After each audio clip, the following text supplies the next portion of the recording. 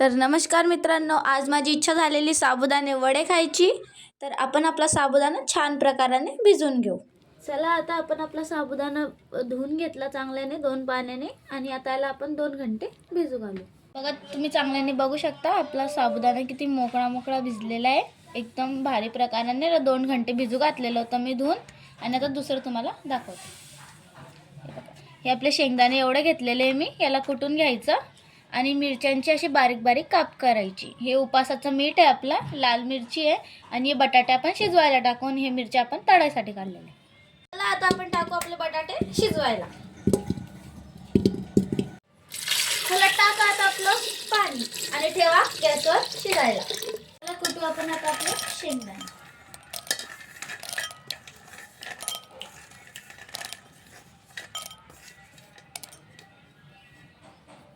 चांगल्याने कुटून घ्यायचे. आपण सोबतच कुटायचे, जास्त नाही आपल्याला पाहिजे. बघा, शिजले आपले आता हे बटाटे. आता याला आपण चुरून घेऊ. बघा किती नरम शिजलेले आपले बटाटे.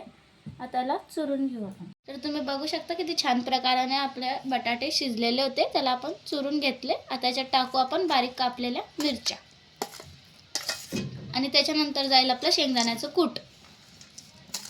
बघा किती छान प्रकारे आडून थोडंच कुटलेलं, जास्त पण नाही कुटलेलं, बारीक. खायला ना आपल्याला टेस्ट येतो चांगला. आणि आपला खायचं उपासाचं मीठ. गेलं आपलं उपासाचं पण मीठ. आता जाईल आपली लाल मिरची. हे बघ, आपली लाल मिरची पण गेली त्याच्यात. आता याला करू आपण चांगल्याने पुरं मिक्स. आणि आपला साबुदाणा मेन किलर आहे आपला साबुदाणा.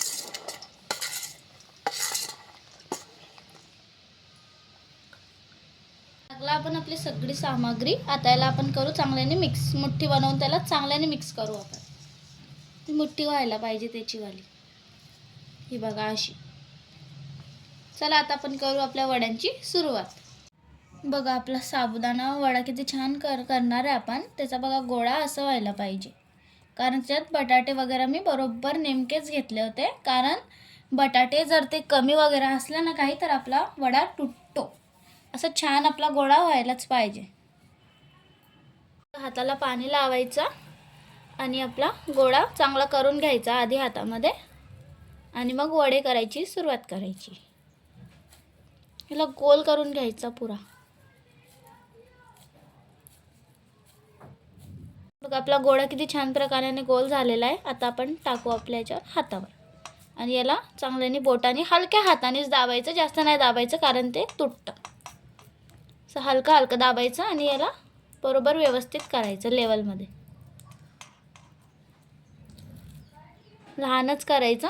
बघा, आपला वडा किती छान तरीकेने तयार झालेला. बघा, असा गोल साबुदाणा वडा घ्यायचा.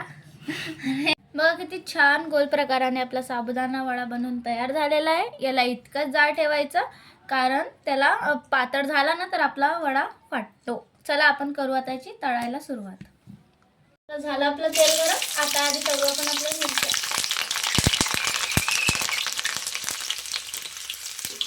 काढून करायचं ते कामावर. झालं आपलं तळलेले मिरच्या. त्याला आपण एक प्लेटमध्ये काढून घेऊ.